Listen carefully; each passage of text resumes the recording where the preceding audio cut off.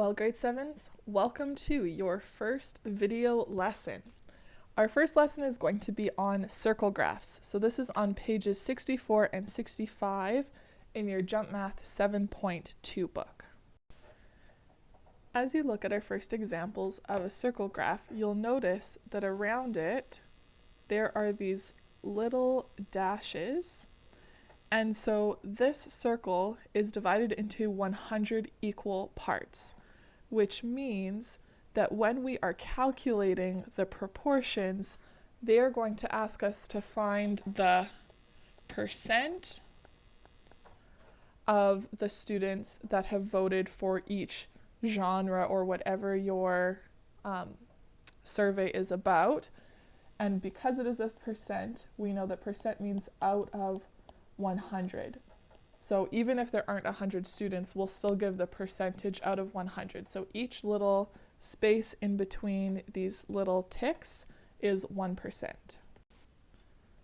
So you will be given two graphs for the first question and asked to identify what percentage of the students think each genre of movie is their favorite. So what we'll be doing is looking at each shaded section. So the first one is comedy. So we'll go from the top to the edge and we'll have to calculate basically how many individual ticks there are. So the darker black ones are showing you for groups of 10, and then the medium weight ones in the middle would be groups of 5. So we would have 10, 20, 30, and then there's two tiny faint little ticks. So 31, 32. So that is what you would put in this box. And remember to include the percent sign, otherwise we don't know what it is, if it's 32 elephants or if it's 32%. Then we will look at action. So we're starting here right at 32 and we're going to keep going so we can count kind of how many main groups there are. So if we started here, we've got a group of 10, 20, 30, 35, and then we've got 1, 2, 3 spaces on this side and 1, 2, 3 spaces on that side. So if I have 35 plus 6, that gives me 41%. When we look at horror, we have a little group of 2 at the beginning here. And then we've got a group of 5 and another group of 5, so that makes 10 if we're going from here to here. And then there's 4 left at that last spot, so 2 plus 4 plus 10 is 16%. And then finally, if we look at other, we've got 1 before the first dark tick, and then we've got 2 groups of 5. So altogether that should equal 11. The last thing we have to do for this one school is to add our percentages together. I'll make sure I've got a percent sign there, to see if it adds up to 100. If it doesn't add up to 100, we have made a mistake and we need to change something. So you can do this in your head with a calculator, or we can do it step by step. So 32 plus 41 is 73, plus 16 is 89, plus 11 equals 100. So we have a total of 100%. Okay, so if you have a total of 100%, your numbers should be fairly accurate, but if not, you need to go back and recheck your counting. Now, in your book, you'll have 2 graphs, so you'll have the same kind of categories, and you'll put school B underneath and put their totals, their percentages in, but I figured just giving you one school was enough of an intro for question 1. For question number 2, they will give you a set of percentages and ask you to tell how you know that the person made a mistake when they were recording their percentages from a circle graph. So this is basically touching on what we learned before about how every circle graph, if its percentages, needs to add up to 100. So if we check and go, okay, 52 plus 24 is 76, plus 22 is 98, plus 6 is 104. So this is not totaling 100, which means these are not accurate percentages. So that is how she would know. So you need to write a sentence answer for that. Okay, so question 3 has several parts. Part A is asking us, we've got Colleen and Brody, they gave the same survey to students in their school, but it's asking us how many students did each of them survey, because their numbers might be different. So all we have to do is add, right? We've got 20 plus 30 is 50, plus 150 is 200, plus 40 is 240. So Colleen surveyed 240 students. And then Brody, we've got 30 plus 25 is 55, plus 15 is 70, plus 20 is 90. So he surveyed 90 students. Part B asks us to find the fraction of students who like each type of music for both surveys, and then to turn each fraction into a percent. Now, when you're doing your actual work, you will have it much easier than this, because your fractions will nicely actually work out to numbers that can easily change to 100. We'll have to do a little bit more work, but that's good review for kind of the percent and fractions work we did earlier this term. You can choose what the best way to format your answers is, but I'll just give you one example. So I'm going to start by calculating all of Colleen's fractions and percents. So I'm going to put her first, and then from here I can divide it into different types of music. So I'll start with classical. So fractions are a part and a whole. So the part of the students that liked classical is 20. The total number of students that she interviewed is 240.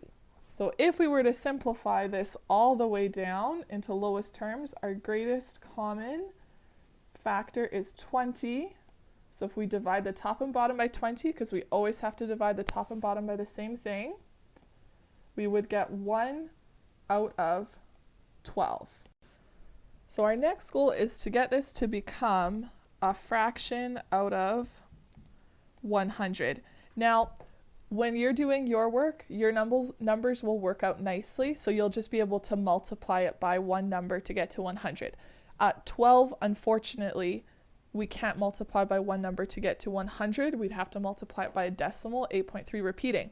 So instead, in this case, what we could do is we could use a fish, and we're probably going to get a decimal answer for this one.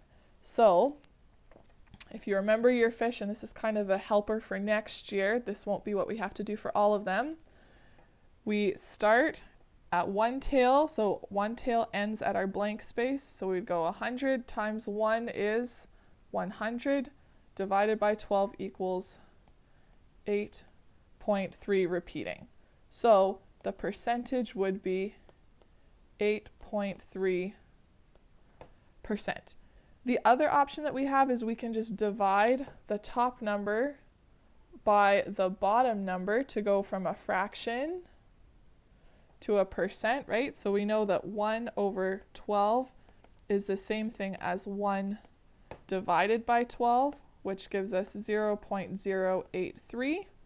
And if we have our decimal, we can turn that into a percent by multiplying it by 100. So there's two different ways to get the same answer there. So next we can find rock, and I'm sorry that the zoom is going to keep changing on this so that we have enough space. So rock at Colleen's school, that was 30 students out of 240, and 30 and 240, their greatest common factor is 30, which is going to give us 1 out of 8. Now, 1 out of 8, once again, 8 is not divisible or can't be multiplied evenly to go into 100. So we can either do our fish again, and 1 times 100 is 100, and 100 divided by 8 is 12.5, which is what you won't need to do the fish, you'll just be able to multiply. Or we can look at 1 divided by 8, the fraction bar means division, and so that gives us 0.125,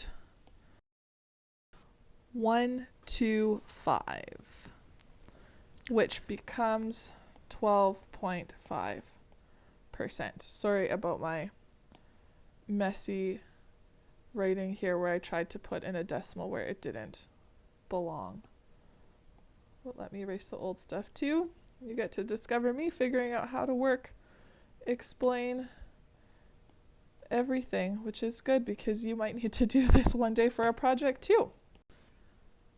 For the sake of trying to make this video not too long, I'm just going to go through an example of how for Brody you could figure out what the percentage for classical is. So remember, you will still have to go through and do pop and the other on your own, but we're just going to start with classical and rock for Colleen and just do classical for Brody. So for Brody, he's going to have 30 students that chose classical out of 90. So if we simplify this, we can divide them both by 30, which gives us 1/3.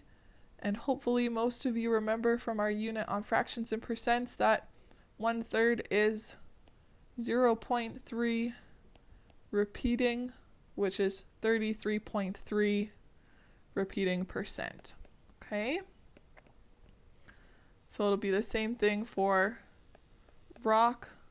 We'll have 25 out of 90. Whoops. So we could start by dividing those both by 5, which will give us 5 over 90 divided by 5 is 118. And then we could see we probably can't get that one to become out of 100, but 5 divided by 18 is